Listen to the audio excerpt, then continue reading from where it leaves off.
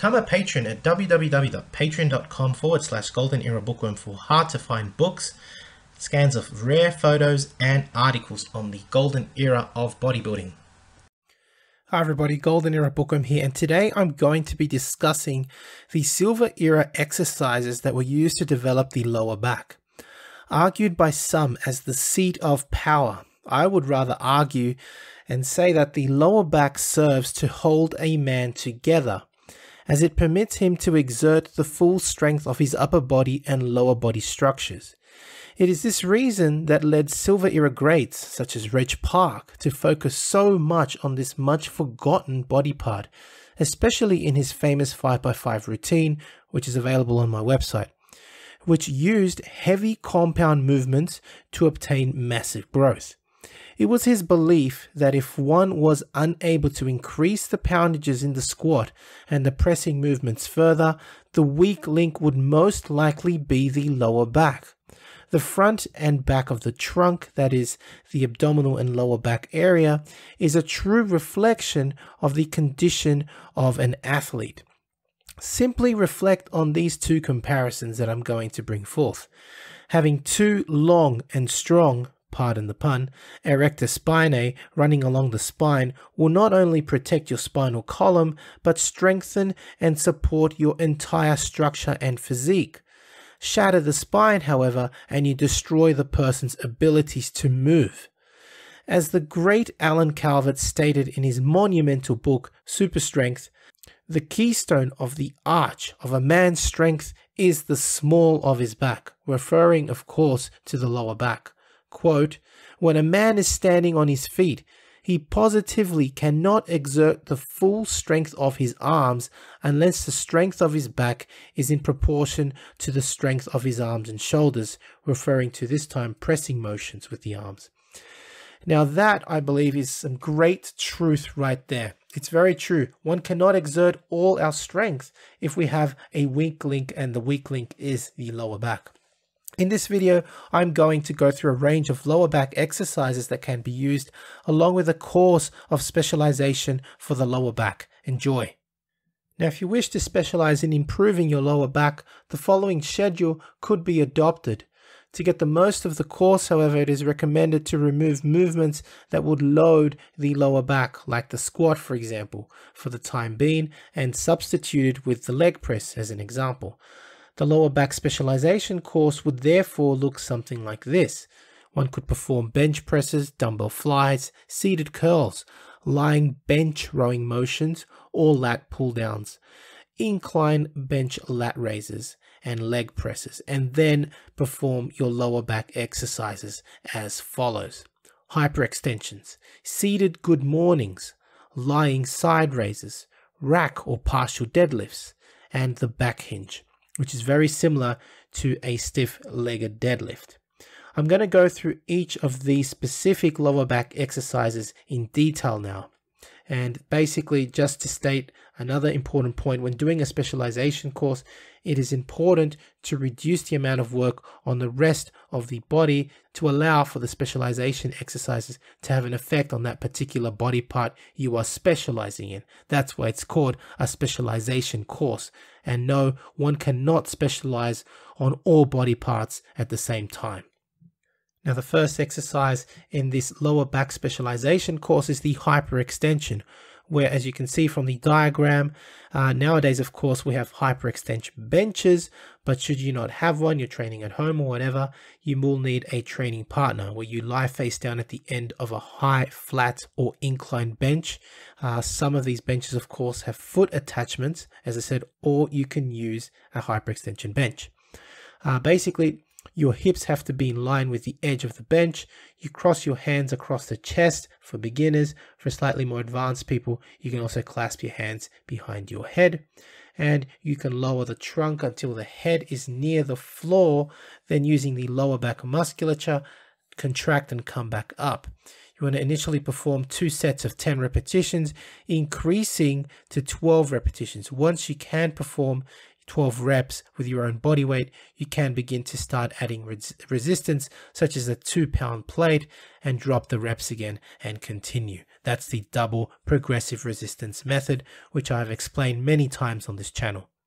The second exercise is the seated good morning. Now this I have not seen before. It's really awesome when I find new exercises. I've performed good mornings in the past. Yeah, I know a lot of people say they can be a little bit uncomfortable, but it really does strengthen your lower back. And I reckon seated good mornings might even be better. You grab a barbell as shown in the diagram, sit yourself at the end of a bench and place that barbell across your back and shoulders. You lower the trunk, bending at the hips of course, and then you raise your body and repeat. You want to perform 3 sets of 5 repetitions, and once you can perform 10 reps with that weight, you can increase the weight and lower the reps and continue. The third exercise in the lower back specialization course is the lying side raise. This you definitely will need a training partner for, and you want to lie on your side at the end of a bench. When your partner is holding your legs firmly against that bench, you can then clasp your hands behind your head and let your body, be supported by your very trustworthy training partner. Then you lower your trunk down and then raise as high as you can and repeat. I will admit that this is a rather difficult exercise. Even if you can start off with 1 set of 5 reps, that would be awesome, but it is recommended, at least in the article that I read, to start off with lower reps and low sets and build that up. For example, 3 sets of 5 reps and eventually build that up to 10 reps, after which you can start increasing the weight. The next exercise is the power rack stiff-legged deadlift, or just a partial stiff-legged deadlift. In the past, boxes were used, and now, of course, you can use power racks. You want to set the pins at mid-shin height, not right under your knees, or even just above your knees, because that's basically just useless, right? You want to set the pins at the most mid-shin height. You want to load your barbell, and you can, use a moderate to heavy weight, because it is a partial lift, but, take it easy, don't go all crazy. You load that barbell and stand shoulder width stance close to the bar, so that when you lift the bar, it grazes your shins. When you're doing deadlift, by the way, the bar should never travel away from your legs. It should always be grazing your legs. Bending at the hips only, grab the bar and lift it, keeping the bar in contact, as I said, with your body. Lower and return to the starting position and repeat. Perform 3 sets of 8 repetitions in the beginning, and then increase slowly over time to 3 sets of 15 repetitions, and then you can increase the weight. Now the very last exercise is rather interesting. I have done it once before. It's called the back hinge, and it was apparently invented by weightlifter Charles Ramsey back about a century ago. Again, very important. Only use a very, very light weight. To give you an example, 150 pounds would be considered powerful or superhuman. And this is because of the incredible range of motion of this particular exercise. You actually stand on a low box with the weight in hand, and you lower the weight carefully so it actually touches your toes or your feet. So you're going to be, using a rather large range of motion. You raise the body to upright position, and as you do so, the bar should, again, very dangerous if it travels away from you, it actually should touch and slide against your legs and body throughout the whole movement. Again, use a very, very light weight, and then you lower and repeat for 3 sets of 8 repetitions until you can perform 15 reps, at which point you can increase the weight. Now that concludes the lower back specialization course. This particular course, for example, can be followed. It's a full body routine, as you saw, can be followed 2 to 3 times a week. That should give you plenty of rest.